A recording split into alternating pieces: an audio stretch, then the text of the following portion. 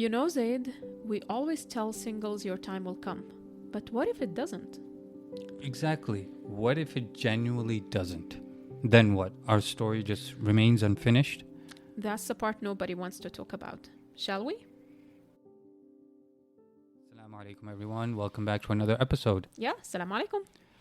In my story, I'm pretty sure I've mentioned this in probably the first or second episode, but when you messaged me back, what was it, 2019, feels like a long time ago, Yeah.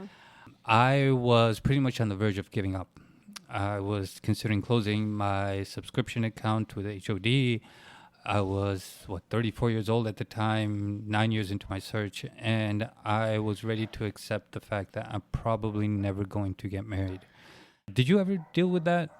Yeah. Those thoughts and feelings? Yeah, absolutely. Even though you were only 30 years old. Yes, but So 30 you weren't years, as old as me. I mean, 35 I could understand, but 30, come on. But 30 years old for a girl in the Middle East, in a neighborhood where girls get married at 19 and 22, I felt like that train has long passed. And I came to reconciliation, you could say. I reconciled with the fact that I'm actually never going to get married. And that's why I decided to move to Jordan. Not that's why, but it was one of the factors that I decided to move to Jordan and pursue a new path, studying Sharia, because I'm like, you know what? I'm not getting married, so why waste my life? Let me do something I love, something productive.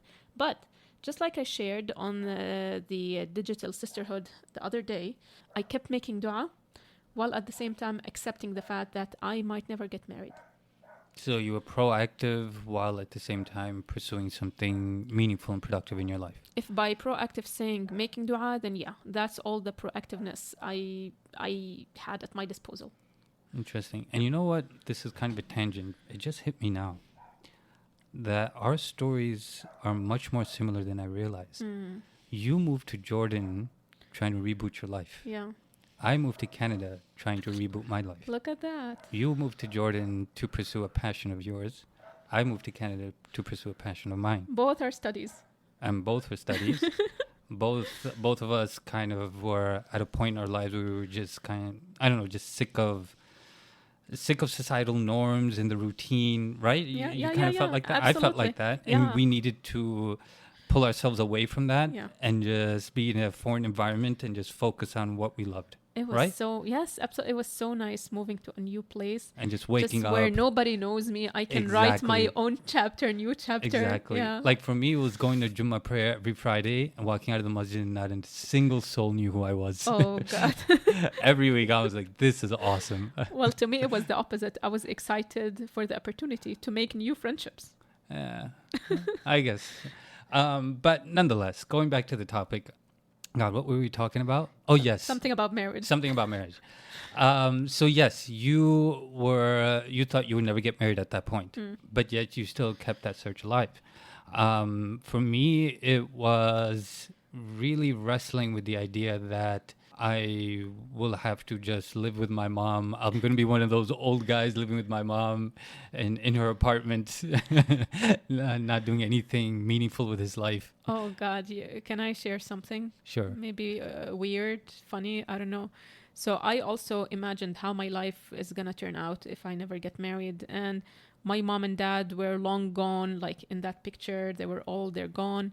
And I remain by myself. My sister was married, alhamdulillah. So I remain by myself in this house.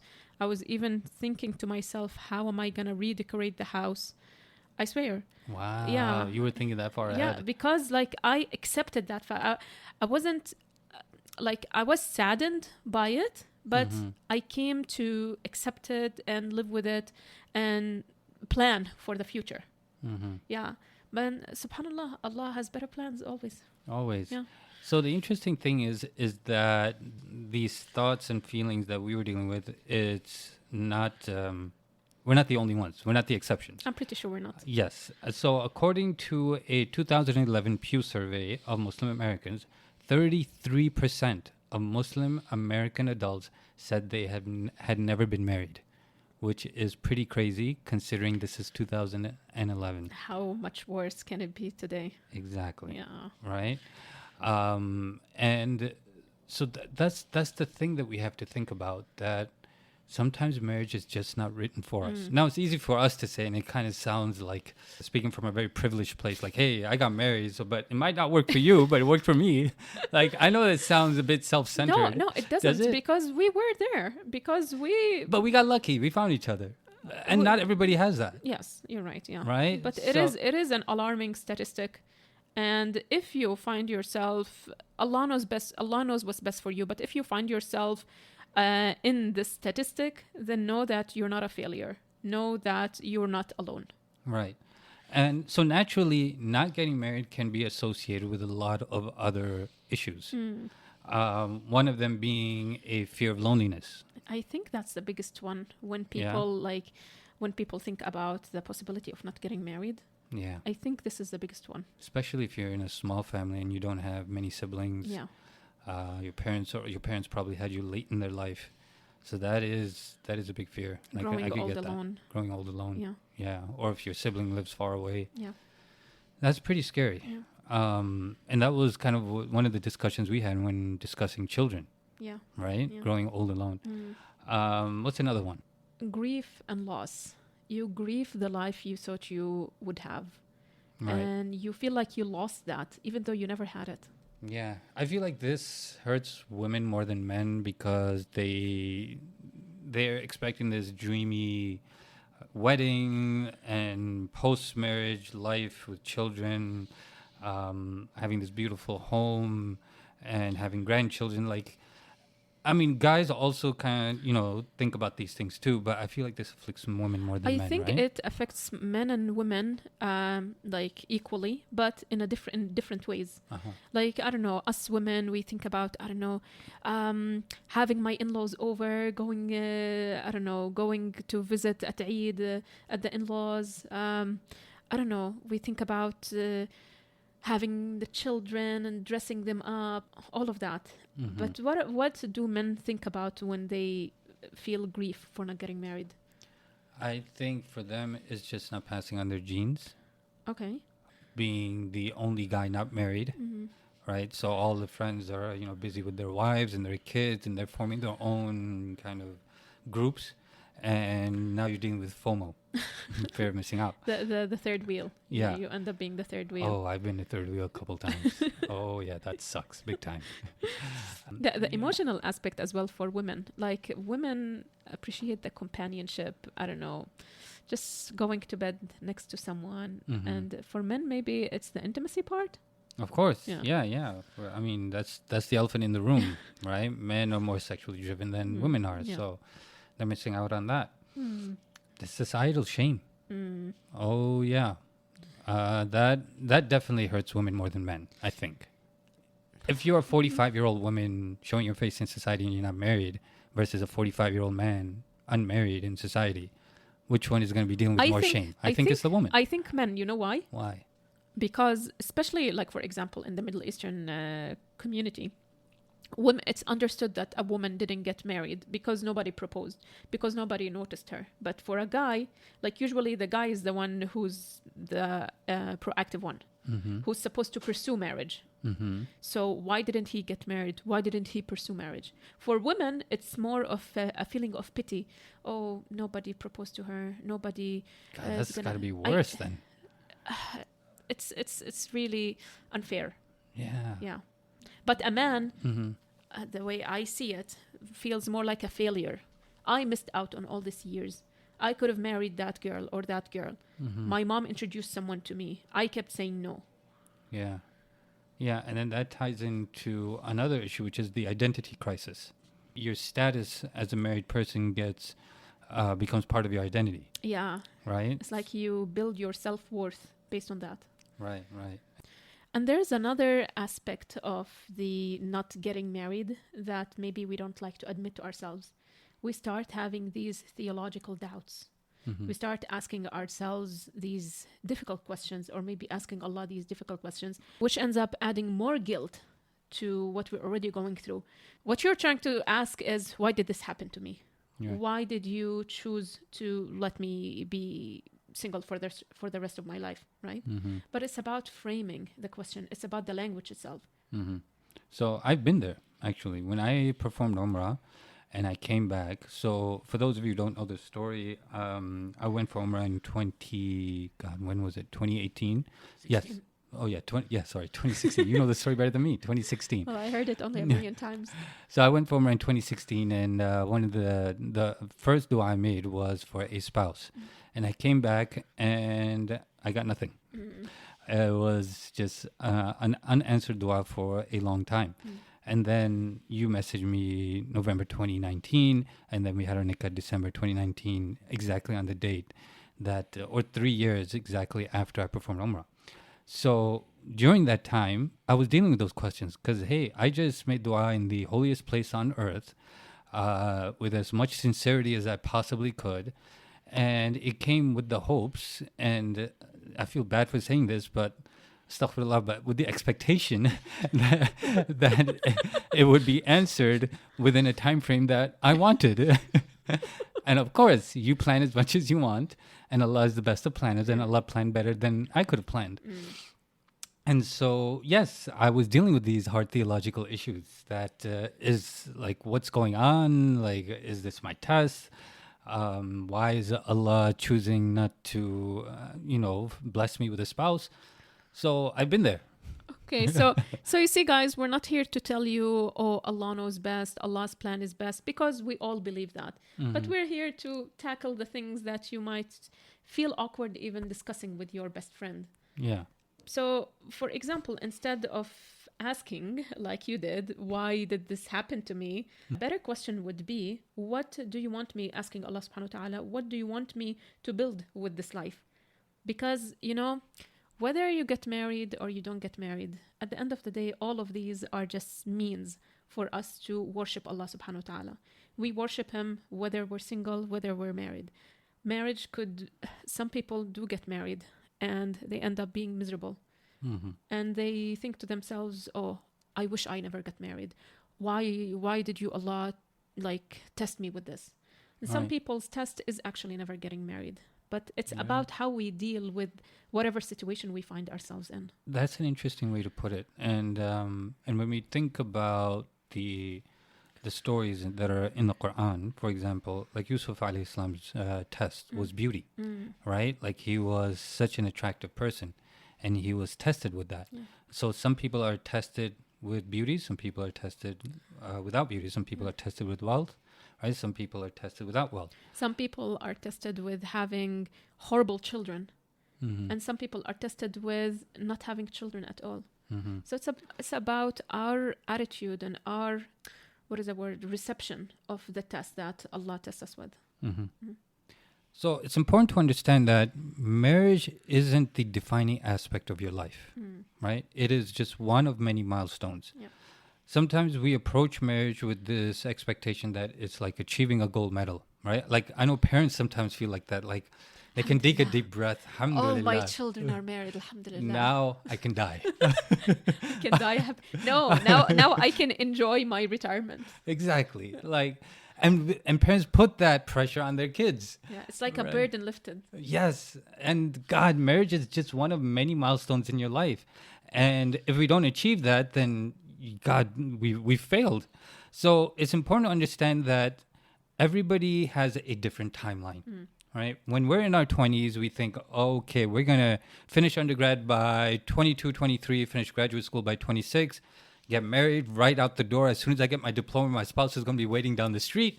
And I'm going to have my first kid within 2 years, second kid at 32. And I'm going to be living in a beautiful mansion, retired by the age of 45, and have grandkids the next day. Okay.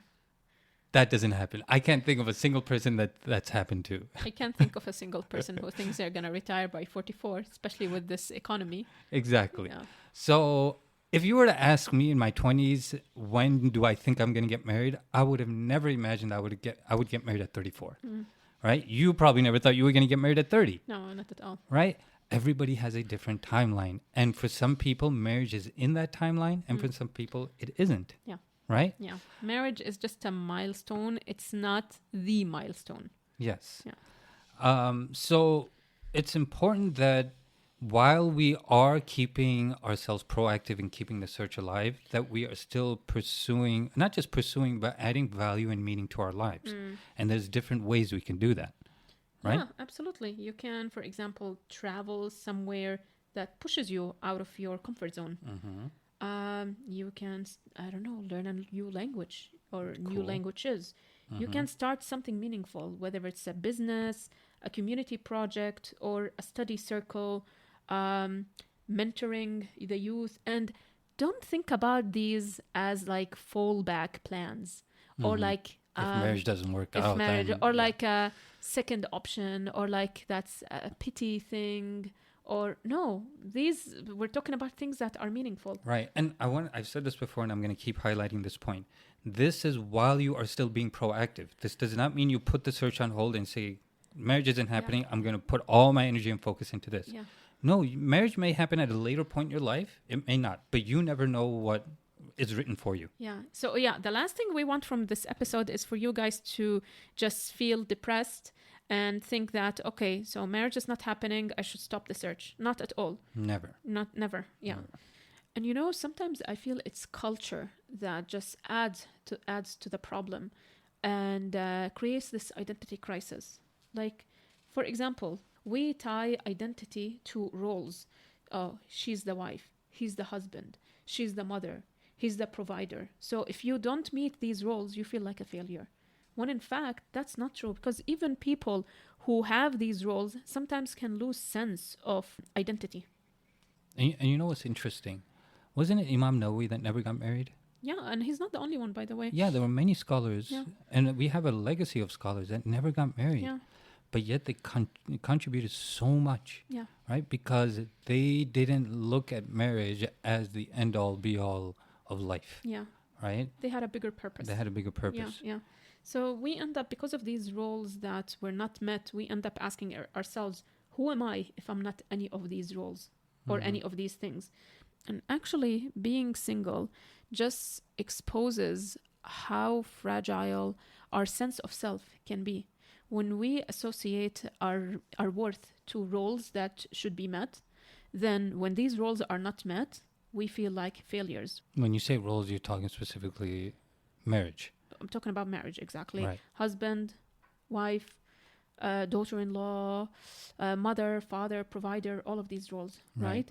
When in fact our self-worth should be derived from our own values, and if we stand up to those values. For example, I could be a nurturing person even if I'm not a mother. I could be a reliable person. I'm a reliable person even if I'm not a provider, if I'm not a husband. So there are other ways to fulfill these values in different roles. Right. I'm trying to think of another example. I'm a leader. I'm a leader. Even though I'm not married. Exactly. Right? You can be a leader in your community. So thinking about these values opens new horizons for you to see ways, to find ways how you can fulfill these values. Right. To give back. To give back and to leave an impact. So marriage is not the only context in which you can give back. And sometimes marriage can hinder you from actually leaving that legacy or leaving that impact on the community, because you could end up, I don't know, being busy 24/7 with 3 kids under the age of 5. You could end up with, I don't know, a child with special needs or a severe disability. You could end up with a husband who's just so emotionally unavailable, or a wife that's just nagging all the time. So you end up not fulfilling those values in the community. And you know what I notice a lot of single people do? They put their lives on hold until they get married. And they're always anticipating the next stage. So they're never experiencing full joy, whether that's delaying buying a house or delaying traveling to certain places, delaying certain projects, not prioritizing their health. They're like, oh, when I get married, I'll start eating healthy and going to the gym with my spouse. Or when I get married, I will start taking my deen more seriously. So some people treat singlehood as a temporary stage instead of it being a full chapter on its own that you might end up in forever. You never know, right? So if you keep waiting for that thing to happen, you're not enjoying your life and time is passing. Right. And it reminds me of something we always say in our workshops too, which is, and we quote someone else who actually said this, but marry reality, not potential. Yeah. Right. So if you are a person who is working on potential, saying I'll be XYZ after marriage, and you're not applying that in the current present moment, then you're not setting yourself up advantageously for marriage. Yeah. Right? Yeah, exactly. So whether you end up getting married or singlehood is a temporary stage for you, prepare as if you were getting married. Prepare in terms of self-improvement, in terms of strengthening your relationship with Allah, in terms of taking care of your health, your finances. If you get married, that's great. You'll have these things ready when you get married. Being prepared for the moment. Being prepared for the moment. And if you don't get married, if it's not in Allah's plan for you, then you build these things for you for the future.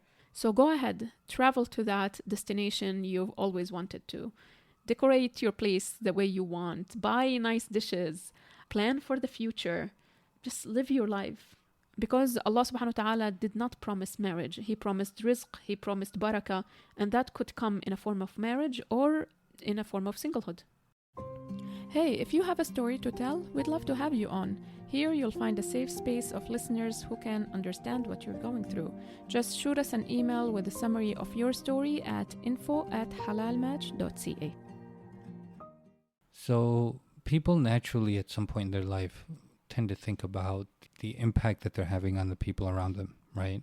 And the impact that they're going to leave behind before they die. One of the things that people's thoughts and attitudes drift towards is children, because your children are a reflection of you, right? And so that's why whenever you go to a party or something, parents are always insistent saying, "Oh, this is my son, Abdullah. Look at him. Come, Habibi, come read some Quran to Ammo." He's like, he's just reading Surah Ikhlas. Every child knows Surah Ikhlas, right? With their broken S's. So the point is that children are not the only way to leave a legacy, right? It's just one of many ways. And like, alhamdulillah, I've been privileged to have memorized the Quran. So one of the things that I was doing for many years to earn money was to teach Quran.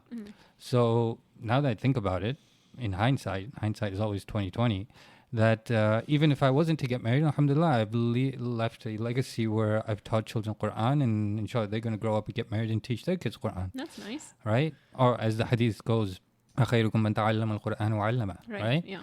So at least I fulfilled that and have some sort of lasting impact on the world in some way.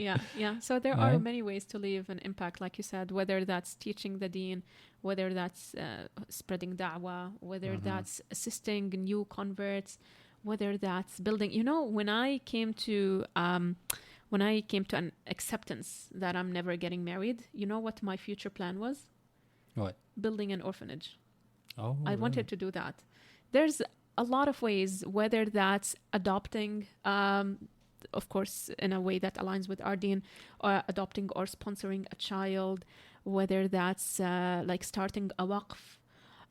What is a waqf? Waqf is like a charity you leave that can't be touched or changed. So, for example, you help in digging this well, and no one you buy this land or whatever, you dig it, not with your own hand, but like you sponsor it, and then that's forever is there until like nobody can come and claim it for themselves, and that's a sadaqah jariyah. Okay. Whether maybe that's in writing, you can do writing to creating art, building projects, community mentorship, youth mentorship. There are a million ways in one, whatever aligns with your passions and interests. But don't link everything to marriage and children.